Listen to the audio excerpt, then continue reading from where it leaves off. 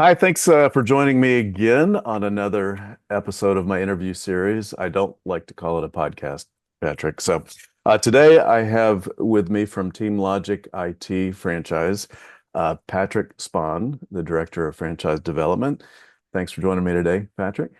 You bet. I appreciate the time. Yeah, and for all of you who have watched my videos before, thank you for joining today again as we talk a little bit about Team Logic. You all know my background. I am that franchise guy. You can see me at thatfranchiseguy.com or on LinkedIn, of course. Patrick, please introduce yourself and tell them a little bit, how did you get to franchising and Team Logic and all those good things?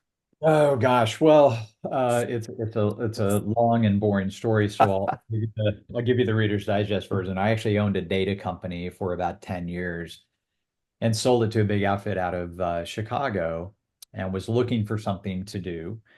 And I initially went to work in the franchise industry as a sales kind of advisor, marketing advisor. That's what I really excelled at in my data company, was selling our services to big companies like Kroger and major retailers out there. And so I went to work in the franchise industry doing that, and eventually started overhauling sales departments and marketing programs on a contract basis, and ended up at Team Logic. And this is just so everybody knows, this is my first W-2 position in the corporate world. I've been self-employed my entire life until this, so I think I'm a fairly good judge of, kind of who makes a good franchise owner and what it takes to be successful in business. I've owned my own businesses most of my life. So Awesome. I think that's really important for people in our roles to bring that experience, if you will, to be able to help guide others into that experience. But I know, as much as we love to talk about you and me, people are here to learn about Team Logic IT. Um, Information technology is such a broad category. Um, Tell us a little bit about, like, what is the niche or the market segment that Team Logic focuses on, and the services that you provide. yeah, it's interesting when people think of IT, they think about email delivery and they think about backup, of their data, and they think of, basic security, and they think of things like that. And it's really an interesting space because, yes, every business needs that.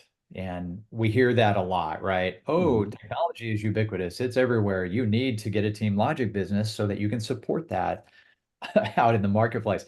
I don't disagree with that.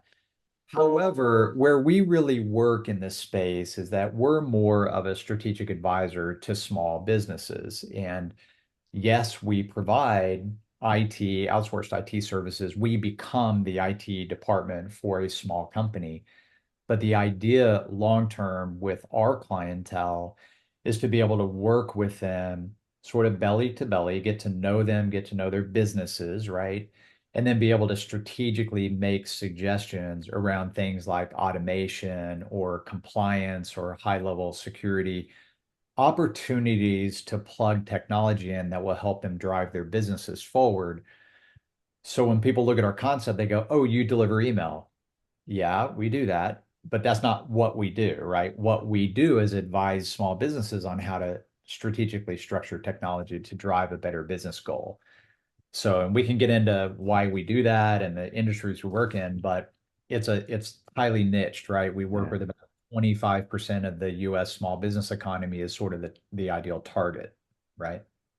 Well, and I think to dive in a whole lot deeper than that is, for those of you who are watching today, to reach back out to me or to Patrick and have a deeper conversation. That's right. But one thing that's I can hear in my ear right now as you're talking about this from candidates I'm working with is, well, that sounds a little intimidating. How do I get those clients? Yeah. Well, it's an interesting thing. We are part of a large organization. We have been around for 60 years actually this year. Mhm. And we own some iconic brands. We started most of these, but we own Campgrounds of America. If you've ever seen a Mhm. KOA, we own that. We own Sir Speedy, Postal Instant Press, Signal Graphics, obviously Team Logic. So there's a lot of franchise owners and there's a large number of concepts. And what's been interesting about our brand is that we have really focused to make sure that we are bringing in really quality franchise owners. And part of the reason we're looking at the individual rather than your background or your skill set is because we've been around for 60 years. So we have our own marketing company that does lead generation. We have a sales training team that travels with you and trains you. We have an operational team of a couple hundred people that help you with P&L management and insurance and all the other elements in your business, right? That's operational. And then we have a technical and a vendor team that helps you with the construction and the architecture and the implementation. So I can kind of teach somebody about technology, and I can teach somebody how to sell, and I can teach somebody how to build referrals. What I can't teach you is the DNA part, that part that puts a smile on your face, that makes you curious about your customer, that Yeah. wants to treat them really well, right? And the customer that you go, I don't know if I can actually help you, right? To be able to walk away from that and have some Mhm. integrity, that kind of DNA is really something I can't teach. And so that's why we look for very specific people, because again, I can help you with lead gen. I can help you with all these other areas, Yeah. but lead gen specifically, right, is all managed by our company. We have about a 40-year-old now marketing firm that is really cutting edge today. There's a lot of use of AI technology, a lot of social media interaction. There's a lot of stuff that we do. I'll get into the granular stuff with any of the candidates, but we're producing about 70-80% of the leads Mhm. now for a franchise owner when they get started with us. Perfect. And I am going to come back to that culture point, but this is a perfect flow into the next question. The main takeaway I want to make sure people got there is, you're leaning into a franchise instead of starting this on your own because you don't want to have to figure those things out. And the details of how you acquire those clients and customers will come. Just know that if this is something that resonates with you, it's going to be there. There is a solution, and you don't have to be a door-to-door salesman. You're not cold calling B2B. It's the solution is there.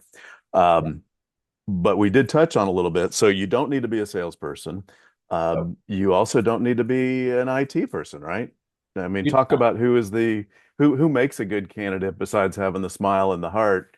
Who makes a good candidate for this Yeah, business? it's an interesting question because when you if you attended our national what we'll call our owners summit is our national training event we do every October, and you walked into the reception where we have 300 franchise owners sitting in there talking, you could walk through that group and not get a good sense of what kind of background we're looking for. It's not a uniform group. There's a lot Mhm. of different backgrounds, a lot of different ages. Our average age, as an example, starts at about 45 years of age and it goes up to about 60 years of age, right?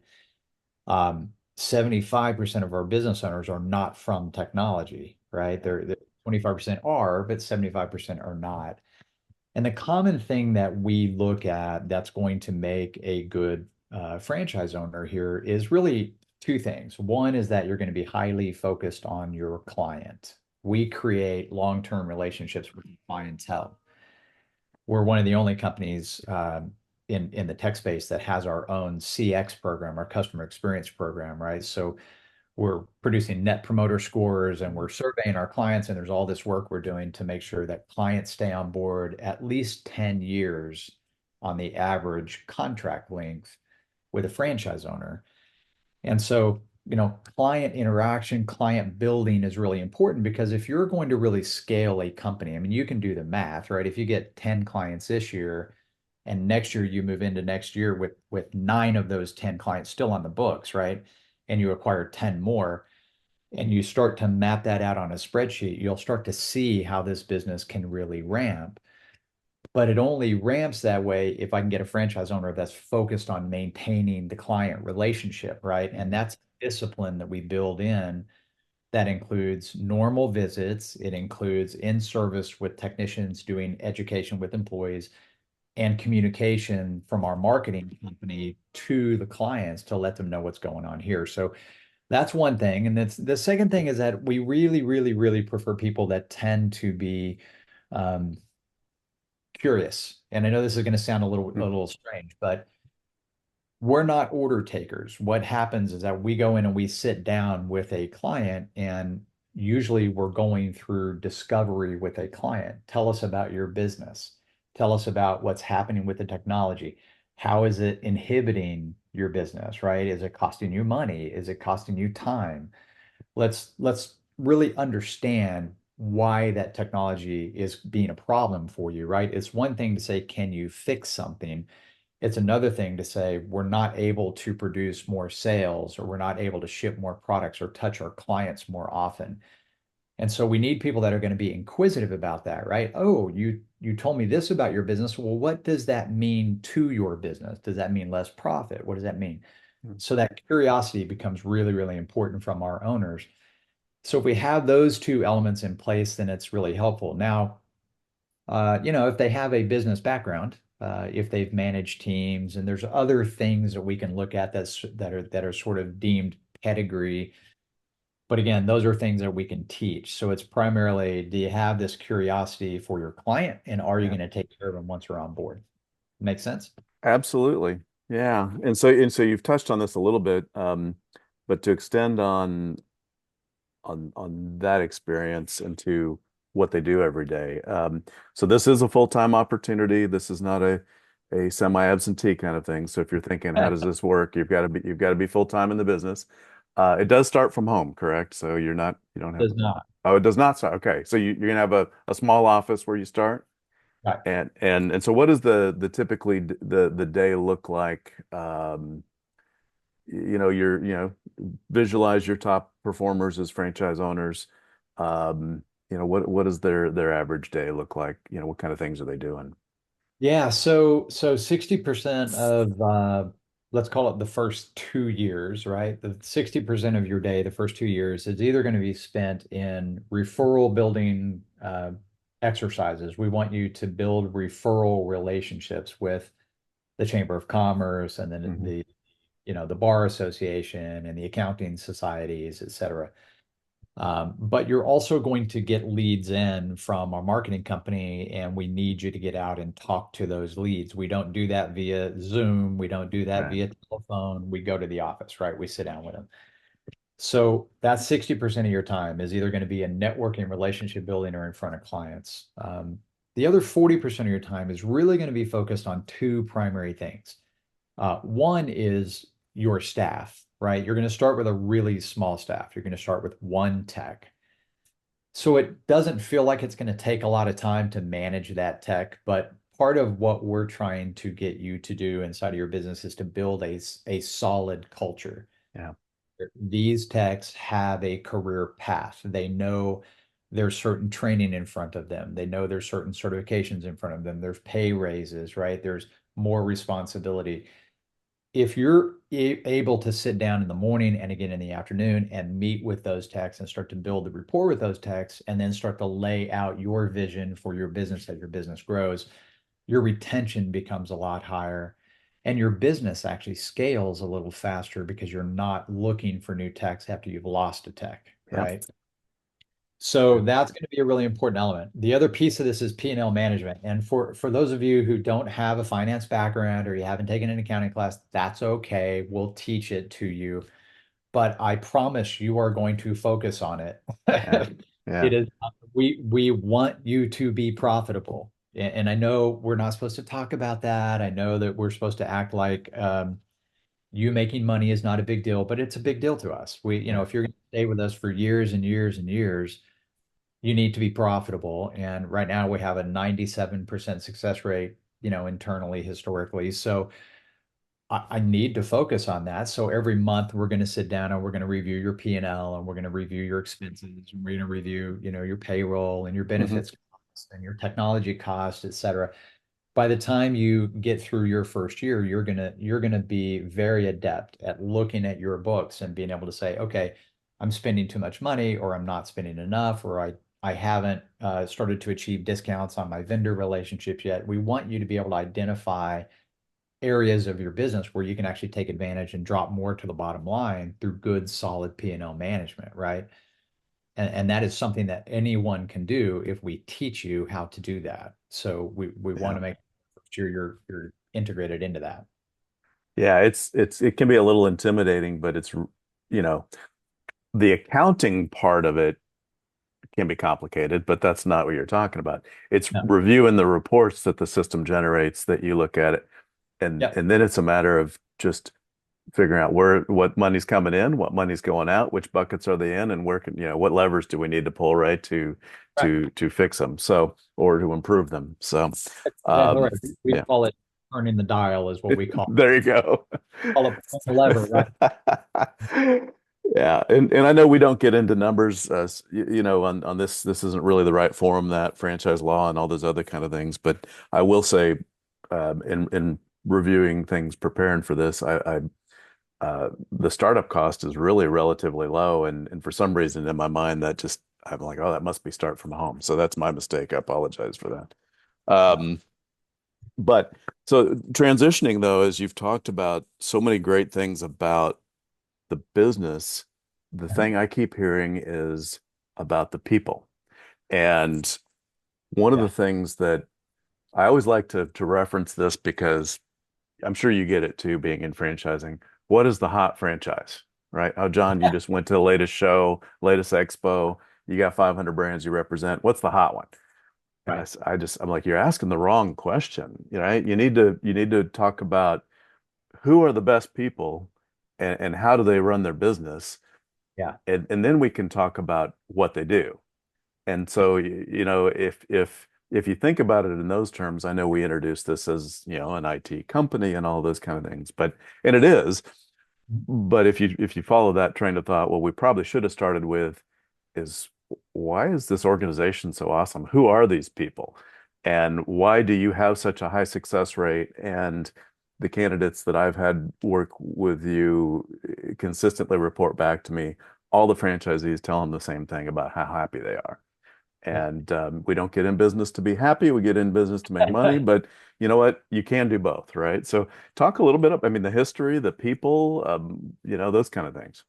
It's interesting because we are part of a large, as I mentioned, we're part of a large organization, and the thing that's really unique about our organization, and please, I'm not knocking private equity or venture capital, all right, but this is a family-owned business. So a guy named Don Lowe started Campgrounds of America back in 1964.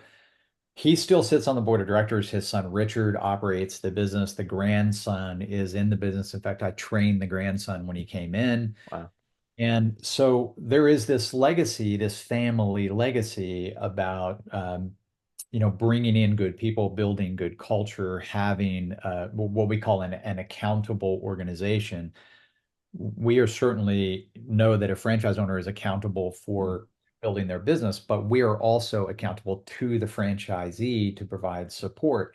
And we want that to be transparent between both groups, right?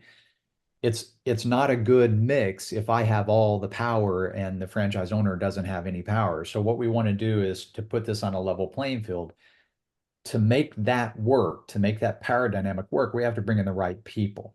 Yeah. And those people have to be people that want to participate in our company, want to help make our company better. Because if they do that, their franchise gets better, right? Yeah.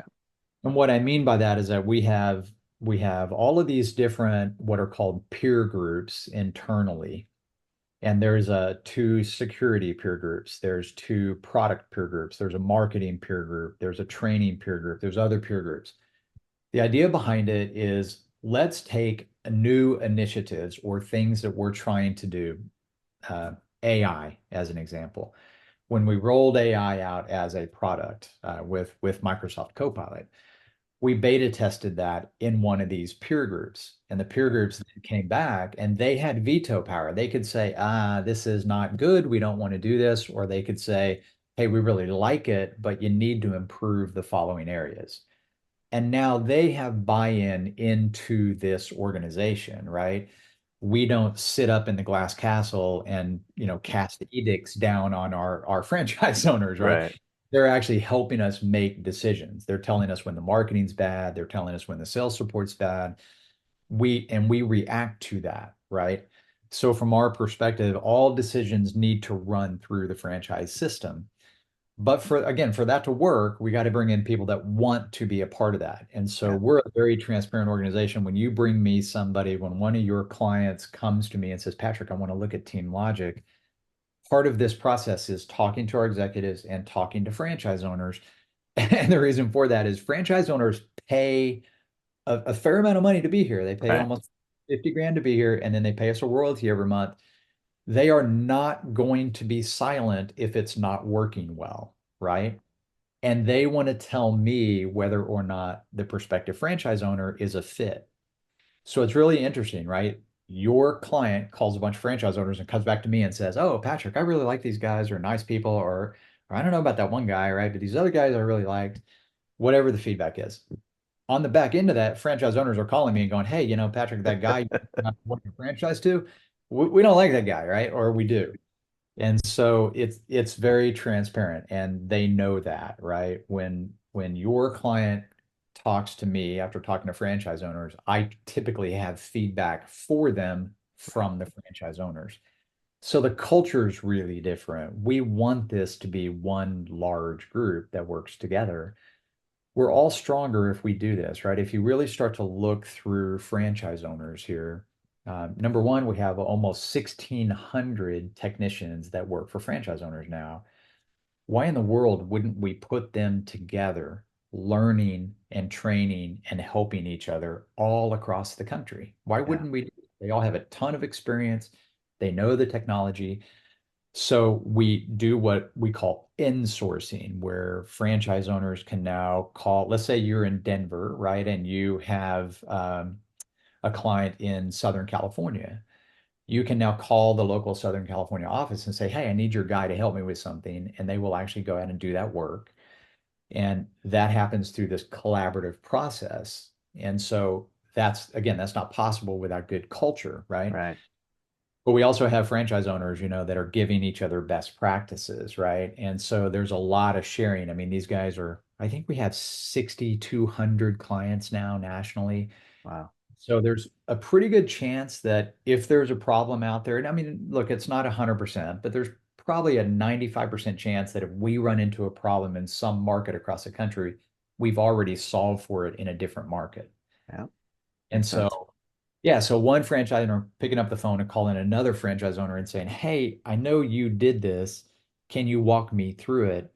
That collaboration needs to be really helpful. And again, it's all about that culture, right? If you're afraid to pick up the phone or you don't want to pick up the phone, if that's your personality where you don't want to get on a Zoom with another franchisee, we're probably not a good fit for you, right? But if you want to work through that and you want to have that big bench behind Hmm. you, not only a large corporate office, but all these other franchise owners, then it's a good culture for you, right? So we try to be really transparent. We try to show all that stuff to everybody. Frankly, if they're scared off, they're scared off. But most people, come back and go, Well, "Oh, this is really unique. This is a cool opportunity. I want to look further."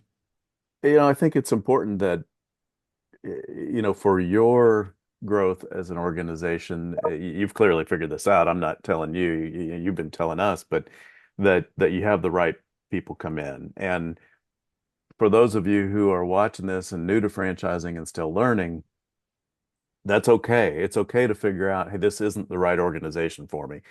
There's 4,000 plus franchises licensed in the US. There is one out there for you, and that's where I come in to help you find that. But, some people will be more of a natural fit to something that's driven by a Fortune 500 or a private equity company. Yep. There's people who are going to be more entrepreneurial driven to those brand new emerging brands that are kind of exciting, but a little more risky.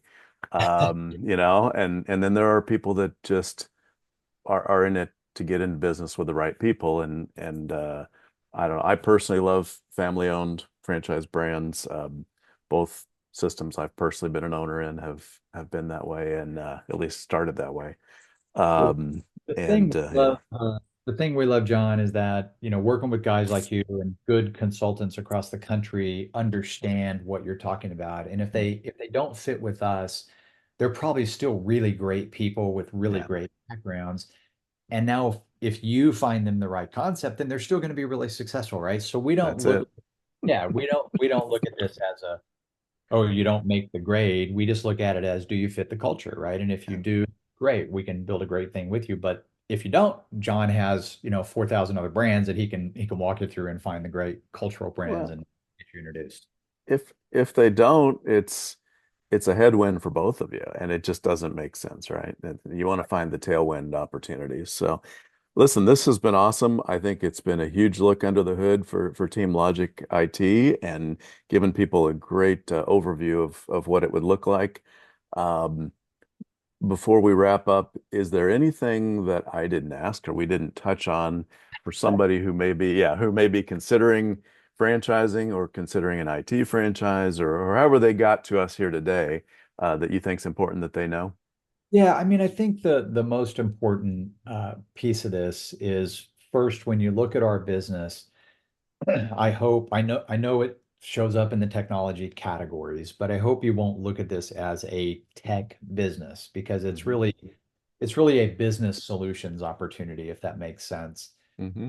And once they sort of get through the discovery with me and they figure out whether or not they're a match for us, then it becomes a really, really fun, really creative business because it allows them to go in and work belly to belly with a business owner. I Yeah, don't want them turning wrenches. I don't want them coding. I don't want them doing that stuff. I want them working with a business owner on solutions that can help them drive that business. And that's the number one thing to keep in mind as you're going through that search is, what are the things that you can apply your natural background and your natural aptitude for and yeah, does it fit, what we're trying to do? And that's ultimately what I'm trying to get people to understand is that it's not a technology company, it's a business solutions company.